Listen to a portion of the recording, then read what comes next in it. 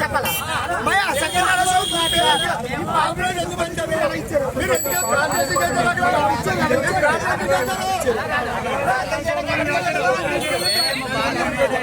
ఉన్నవాడు ఎలా ఇచ్చారు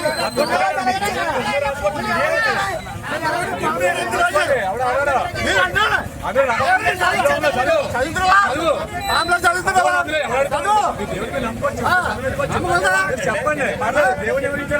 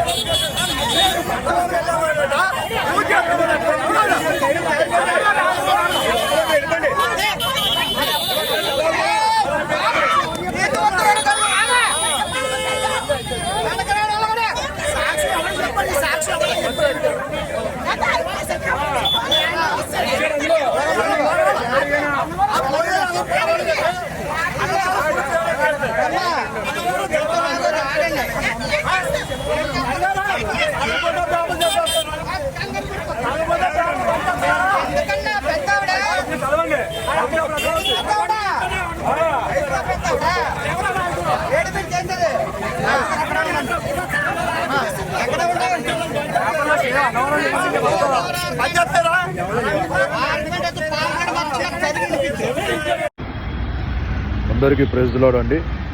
నేను మీ రఘుముద్రి పీటర్, డబ్ల్యూసీసీ నేషనల్ ప్రెసిడెంట్ని. అనకాపల్లిలో ఏదైతే పాస్టర్ల మీద దాడి చేసి మళ్ళీ సువార్త ప్రకటిస్తే గుండు కొట్టిస్తాము, దాని తర్వాత అక్కడ ఉన్న వాళ్ళ యొక్క నమ్మకాలకి మొక్కాలి అని చెప్పి భయపెట్టి అక్కడ ఏదైతే ఇబ్బందికరంగా ఆర్ఎస్ఎస్ వ్యక్తులు చేస్తూ ఉన్నారో వారందరికీ ధాటిగా సమాధానం చెప్పడానికి డబ్ల్యూసీసీ తెలంగాణ నుంచి బయలుదేరింది. 23 తారీఖు ఉదయకాల సమయంలో అనకాపల్లిలో భారీ ఎత్తున వందల మంది వేల మందితో ఒక ధర్నా చేయబోతా ఉన్నాం.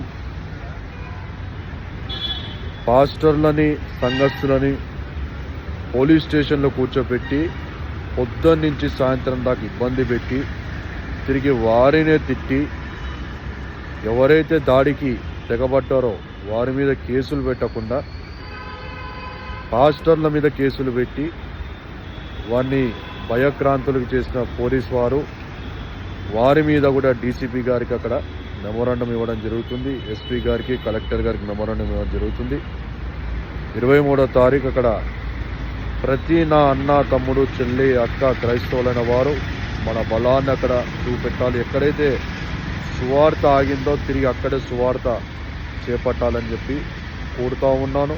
ప్రతి పాస్టరు, ప్రతి ఒక్క చుట్టుపక్కల ఉన్న అనకాపల్లి చుట్టుపక్కల ఉన్న ప్రతి ఒక్కరు కూడా అనకాపల్లికి మండే ఎల్లుండి 23వ తారీఖు రావాలి. మరొక్కసారి ఇలాంటిది రిపీట్ కాకుండా చుట్టూ ప్రాంతాల్లో ఇది తెలియజేయాలని చెప్పి ప్రతి ఒక్కరికి నేను పిలుపునిస్తూ ఉన్నాను.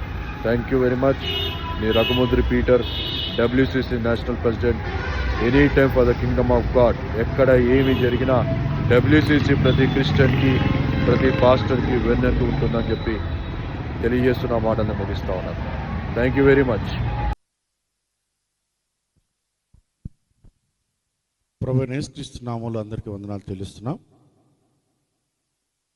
గత 18వ తారీఖు, నెల 18వ తారీఖు సాయంత్రం కొంతమంది సువార్త ప్రకటిస్తున్న సమయంలో సుమారు 30 మంది పైగా సువార్త ప్రకటిస్తున్న వృద్ధులు, పెద్దలు, పిల్లలు ఉన్న సమయంలో కొంతమంది క్రీస్తు విరోధులు ఎలమంచిలో దాడి చేసి వారిని తిట్టి కొట్టి ప్రాణాలు ఖర్చు చేయకుండా అభ్యంతరపరిచి బస్సులు ఆపుతూ అందులో దళితుల మీద విపరీతమైన దాడులు చేస్తూ పోలీస్ స్టేషన్కి బలవంతంగా వారు డిపాజిట్ చేయడం జరిగింది.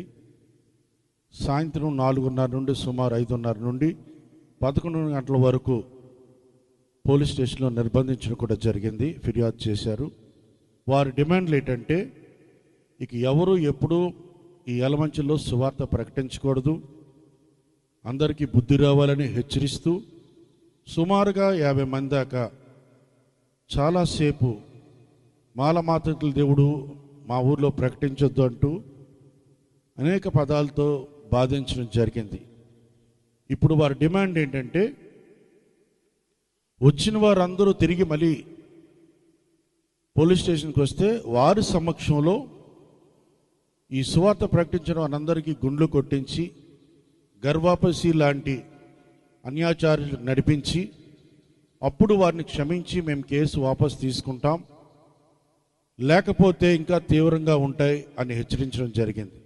కనుక ప్రియులారా, మనం ఎవరి మీద శత్రుభావం లేదు, కానీ మనకి జరిగిన దాడి, వారు చేస్తున్న డిమాండ్లు, అలాగే పోలీసు వారు కూడా పూర్తిగా సహకరించలేని కారణంగా ఉన్నత అధికారులకి రేపు సోమవారం ఉదయం 10 గంటలకి అనకాపల్లిలో కలెక్టర్ గారికి, ఎస్పీ గారికి కంప్లైంట్ ఇవ్వాలని స్థానిక క్రైస్తవ పెద్దలతో ఆలోచన చేయడం జరిగింది.